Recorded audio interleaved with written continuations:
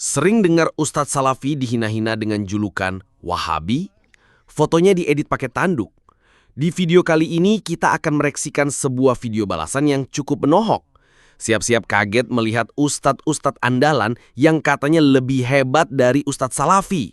Apakah benar dakwah itu harus dengan cara seperti ini?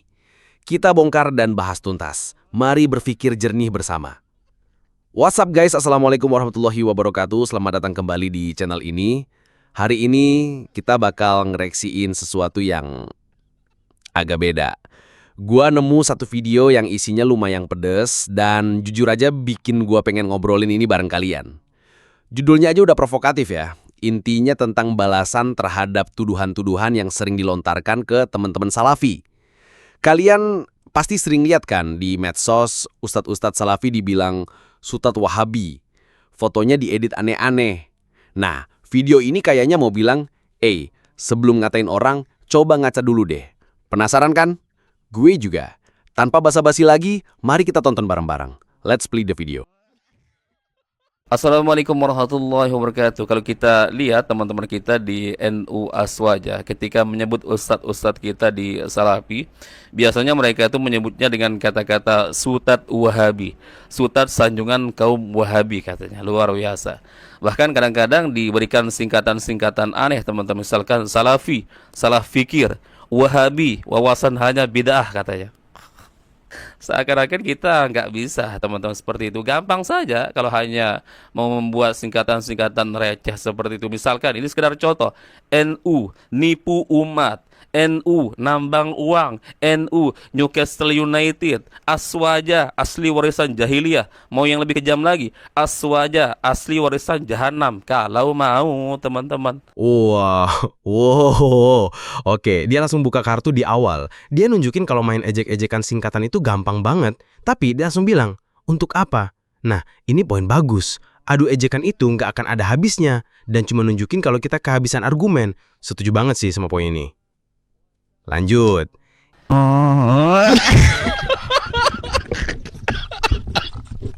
Ya tapi kan untuk apa?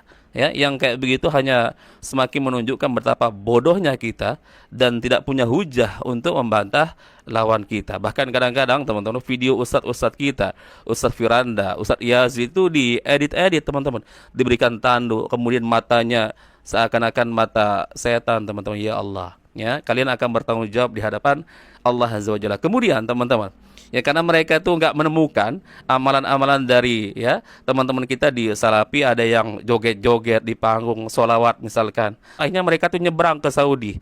Dia nyari yang ada konser-konser di Saudi.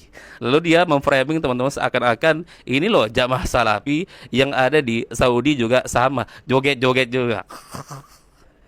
Ya Allah, ya Karim. Ngapain jauh-jauh nyebrang ke Saudi? Ya, wong kalian nggak kenal siapa mereka. Dan apakah ente pikir orang-orang di Saudi sana semuanya bermanhaj Salafi?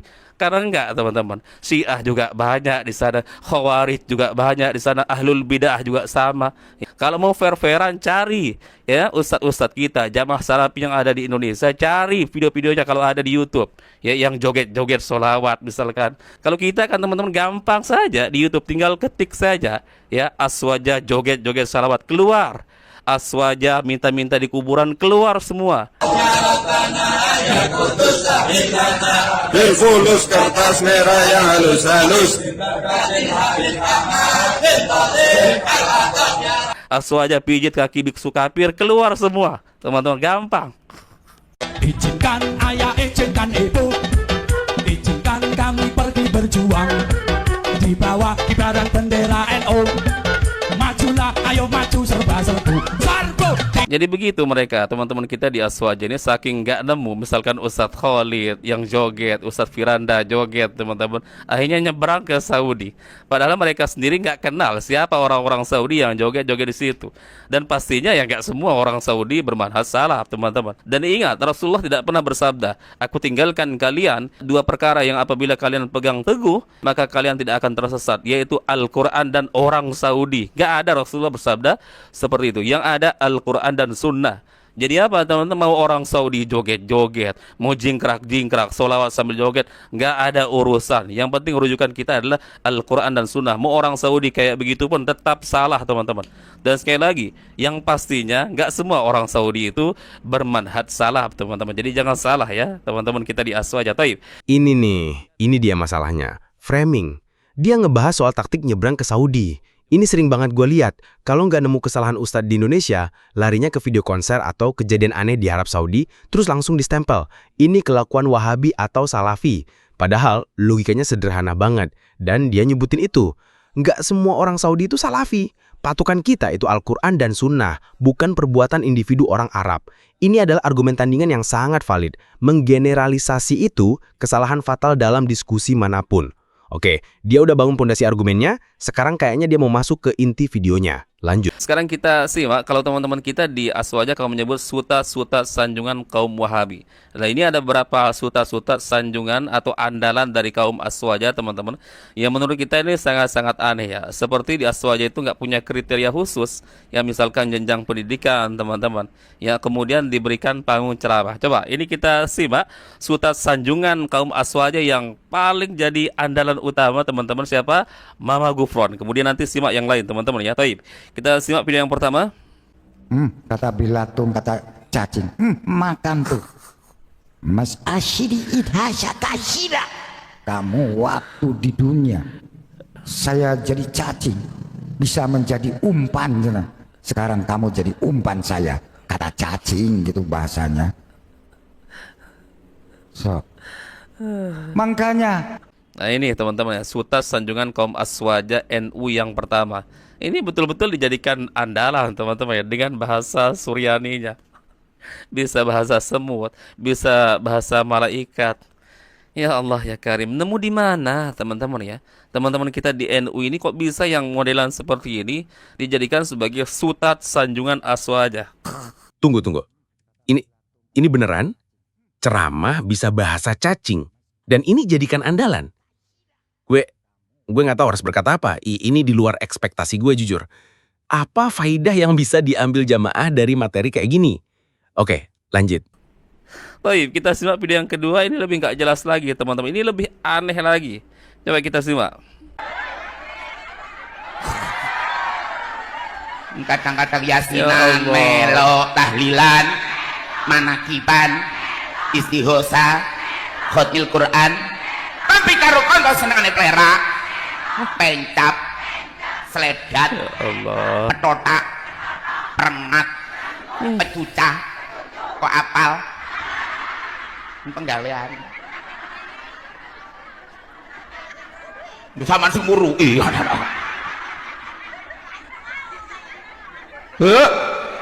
Moga-moga katut ahli swarga. Tapi mboten kena ibadahe. Mlebu swarga mboten kena salate, mboten kena zakat hajat gak cukup. Ganjarane mlebu swarga. Wong salate arang-arang gak khusyuk. Ini yang kedua teman-teman, sutat sanjungan kaum Aswaja. Ini kelaminnya apa sih teman-teman? Ya Allah, ya Tuhanku. Jadi kalau di teman-teman kita Aswaja ini, kalau seperti Ustadz Khalid Basalamah, Ustadz Syafiq Riza, Ustadz Piranda itu mereka sebut Ustadz Wahabi receh katanya teman-teman. Jadi yang hebat itu ya seperti ini dari teman-teman kita di Aswaja teman-teman ya Allah. Mungkin selanjutnya lebih normal. Oke, yang ini lebih abstrak. Plerak-plerok, pecucah-pecucuh. Mungkin ini bahasa daerah atau semacamnya, tapi poin yang mau diangkat sama si pembuat video ini jelas. Mereka yang menuduh Ustadz Salafi receh justru menampilkan sosok penceramah yang ya seperti ini. Kontrasnya dapat banget. Coba kita simak sutat sanjungan kaum Aswaja yang ketiga teman-teman. Ini Hyang Weldo, coba perhatikan.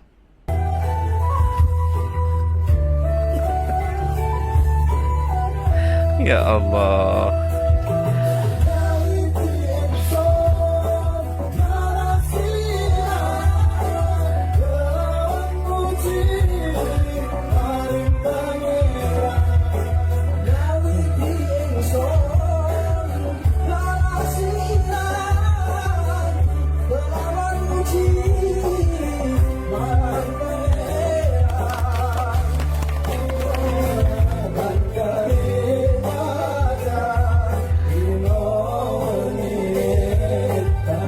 Ya Allah ya.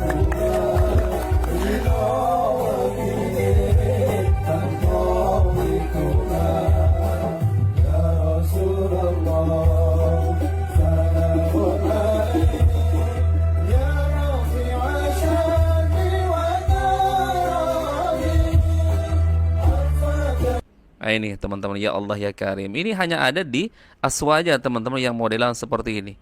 Apa kira-kira yang bisa diambil oleh teman-teman kita di Aswaja teman-teman yang hadir di situ? Ini siapa sih yang nggak waras teman-teman? Jangan-jangan ini yang hadir di situ lebih nggak waras lagi dari si Weldo ini teman-teman. Tapi ya sudahlah teman-teman ya. Mau bilang apa juga modelannya seperti itu di Aswaja. Nah, kalau ini lebih ke pertunjukan seni teatrikal ya, bukan lagi ceramah. Poin kritis dari si pembuat video pasti ini. Di mana letak penyampaian ilmunya? Ini lebih ke hiburan. Dan dia benar, pertanyaan besarnya adalah siapa yang nggak waras? Yang tampil atau yang nonton dan menikmati? Ini pertanyaan yang dalam banget. Coba kita simak ini gus-gusan goblok yang pernah menteriaki ya pedagang es dengan sebutan goblok teman-teman. Ini juga kok bisa teman-teman ceramah di panggung-panggung Aswaja, ya Allah. Kalau cinta tak direstui, dedek bayi jadi solusi. Ngomong cabul. Dedek bayi jadi solusi. Jika cinta tidak direstui, maka dedek bayi jadi solusi. Lah. Iya, Zaidan jangan. Jika cinta tidak direstui, didik bayi pun jadi solusi. Masa manusia cabul kayak begini teman-teman jadi penceramah di Aswaja? Ya Allah ya Karim. Katanya Aswaja itu paling ahlu sunnah wal jamaah. Ya paling kitab katanya. Nah terus di kitab ulama yang mana ya yang pernah kalian baca sehingga kalian menjadikan rujukan orang-orang seperti ini? Ya, mana kitab kalian? Buka kitab kalian ya. Ya, masa iya para ulama-ulama yang kalian jadikan sebagai rujukan yang kalian ambil dari kitab-kitab mereka ya membolehkan ada penceramah cabul model seperti ini? Ya Allah, ya Karim. Jika cinta tak direstui, dedek bayi jadi solusi. Oke, ini jelas sebuah jokes. Tapi si pembuat video ini mengkritiknya dengan sebutan cabul. Poin yang mau dia sampaikan adalah tentang adab dan kepantasan seorang penceramah di atas panggung. Apakah candaan seperti ini layak disampaikan dari mimbar dakwah? Nah, itu jadi perdebatan lagi soal etika. Baik, kita lanjut teman-teman video berikutnya. Ini dari gus-gusan tolol. Kalau tadi gus-gusan goblok yang pernah berteriak kepada pedagang es dengan sebutan goblok. Ini gus-gusan tolol si Ikdom yang pernah juga berteriak-teriak ketika dia mendapatkan kritikan. Dia menteriaki orang yang mengkritiknya dengan sebutan tolol teman-teman. Coba perhatikan majelisnya ini. Ini majelis apa diskotik teman-teman ya. Mana suaranya Pak Cita? Diskotik outdoor akhir zaman. Pengajian akbar yang kontroversial diadakan Gus Ikdam. Dari menyambut tim hadroh dengan musik DJ, hingga tidak ada pemisahan antara laki-laki dan perempuan. Yang membuat heboh jagat maya, terutama netizen. Mereka bertanya-tanya, apa tujuan sebenarnya diadakan pengajian tersebut? Apakah hanya buat seru-seruan aja atau memang serius untuk ibadah? Kalau ini tujuannya buat acara seru-seruan aja, ya nggak ada masalah. Tapi kalau ini tujuannya buat ngaji atau ibadah, di mana etika dan adab dalam menuntut ilmunya? Walaupun di satu sisi Gus Ikdam pernah mengatakan bahwa hal ini ia lakukan demi merangkul semua kalangan agar mau datang ke acara pengajian. Berikut videonya. Kita sambut bersama Hadroh Pusat Sabilul Toba. Tangannya ditepuk, diangkat semuanya. Bareng. Yang kompak, bareng. Diangkat yang tinggi dong. Ini diskotik teman-teman. Ini bukan panggung ceramah model seperti ini. Yang kompak sana mana? Lebih keras dong.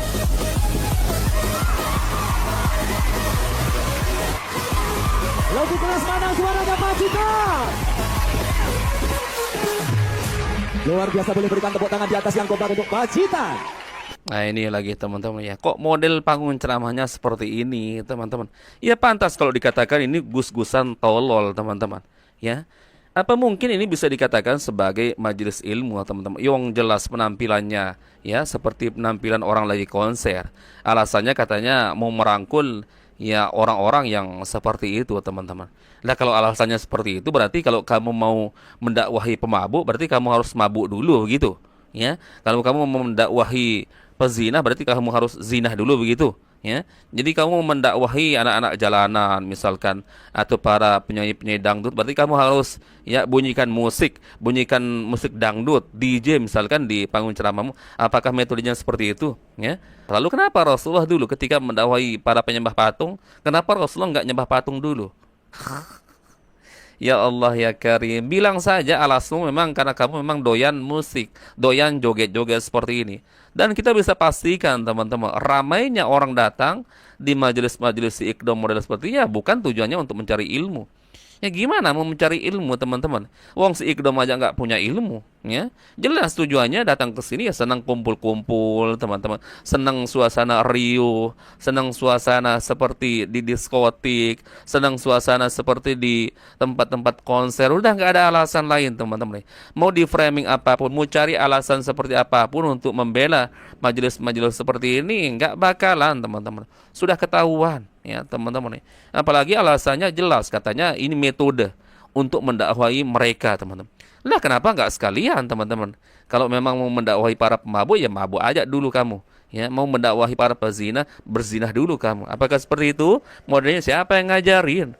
Ya, seperti nggak ada ulama saja yang sudah mendahului kita teman-teman dengan metode keberhasilan dakwah mereka. Siapa ulama yang pernah seperti ini teman-teman di zaman ini? Apalagi di zaman terdahulu nggak ada teman-teman. Ya, modal seorang itu agar membuat orang menjadi tertarik dengan Islam ya dari isi ceramah kita teman-teman, Al-Quran dan Sunnah. Faktanya teman-teman, ustadz kita di Salafi nggak ada yang aneh-aneh teman-teman, santun ya, tapi menyampaikan Al-Quran dan Sunnah alhamdulillah mengena teman-teman. Yang hadir puluhan ribu teman-teman. Nggak mesti harus misalkan mau mendakwahi tukang maksiat kita juga harus ikut maksiat teman-teman. Ini metode di karang-karang teman-teman, hanya sekedar alasan karena dia nggak bisa meninggalkan hobinya, hobi nge-DJ, hobi musik, hobi kumpul-kumpul modelan seperti ini teman-teman, yang sudah bisa ketebak ya. Inilah di antara beberapa deretan sutat-sutat sanjungan kaum aswada teman-teman. Taib. Wow, oke. Ini levelnya beda. Ini beneran kayak nonton konser, bukan pengajian. Musik DJ, lighting, crowd yang hype, visualnya sangat kuat. Dan argumen si pembuat video ini kena banget. Logika dia, kalau mau dakwahi pemabuk, apa harus mabuk dulu? Kalau mau dakwahi pezina, apa harus zina dulu? Ini adalah kritik telak terhadap metode merangkul dengan cara menyerupai. Dia juga bilang, kenapa Rasulullah nggak nyembah patung dulu buat dakwahin penyembah berhala?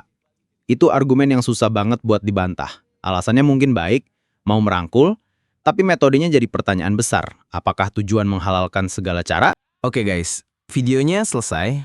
Dan gue harus bilang, ini video yang sangat berani dan to the point. Terlepas dari setuju atau tidaknya kita, poin utama yang mau dia sampaikan itu jelas. Berhentilah menggunakan standar ganda.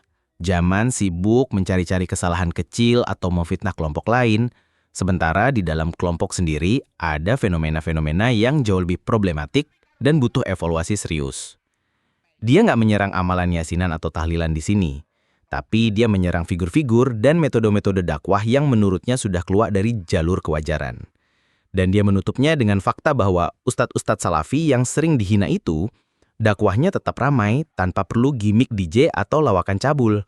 Cukup dengan Al-Quran dan Sunnah. Ini jadi tamparan keras dan bahan introspeksi buat kita semua, dari kubu manapun kita berasal. Gimana menurut kalian? Apakah kritik di video ini valid atau justru berlebihan? Coba kasih pendapat kalian di kolom komentar. Mari kita diskusi dengan sehat dan cerdas. Seperti biasa, jangan lupa like, komen, dan subscribe biar kita bisa diskusi lebih banyak lagi. Thanks for watching, gue cabut dulu. Salam akal sehat.